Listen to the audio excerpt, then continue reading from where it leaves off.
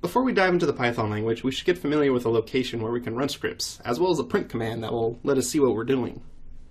Now, scripts can run in a lot of places in the designer, and you see I got my designer up in front of me, but let's take a look at the script console. So I'll come up under Tools, and we'll go to Script Console. Now, the script console is only available in the designer, so you can't run this from the client or anything like that.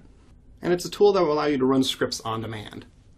So on the left-hand side, you have this multi-line buffer. This is where you'll type your code, and on the right-hand side is the interactive interpreter. This is where the output will be. So we can start with a very simple example. We'll just start with the print statement. So I'll type print, and the print statement will just print something to our console, just some sort of output, depending on whatever I put after this print statement here. Now, since this is an introductory example, let's go ahead and use hello world. Note the use of the double quotes around hello world here. This is because strings in Python need to be wrapped in quotation marks. Now, you can use single or double quotes here. It doesn't matter which you use as long as you're consistent. So whatever you use at the end of the string must match what you're using at the beginning of the string. Now, if I click execute, we can see on the right-hand side that it printed out hello world without the quotes. Now, it's very important to note that the right-hand side here isn't just a console. It's actually a live Python terminal. So for example, I can come up here, I can clear out a print statement, and I can just say x equals 10. And I can execute that. Now, of course, we don't have a print statement, so nothing will come out. But I can come over here and clear out that x equals 10 and just print out x. When I execute,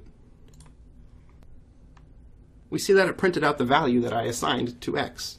Now, if I wanted to clear out this console, say I've been executing a couple times here, and I'd like to simplify things a bit, I can click on this clear button, or this trash can icon, and I can keep executing and it'll still remember what x was assigned. If I want to start from scratch completely, I can click right here on the reset button, and now if I try to execute, it'll give me an error because it doesn't know what x is. X is no longer defined here. Now, the script console is a great tool to use when learning how to write a script, as well as testing them out in Ignition.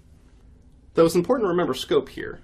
When I run the print command here in Script Console, it'll print over here to the output. However, if I had a window open and it had a button on it or some component that was running a print statement via a script, then the output would actually come over to the designer or client console. So if I go to Tools and Console, it'd print down here. If I had a tag change script on one of my tags here that was printing out some sort of a statement or string, I wouldn't see the output in the output console in the designer or the client. I'd see it in the gateway's output console, which in this case would be the wrapper log. So this concept of scope is very important to keep in mind when writing your scripts in Ignition. The location of the script determines the scope as well as where the output will be.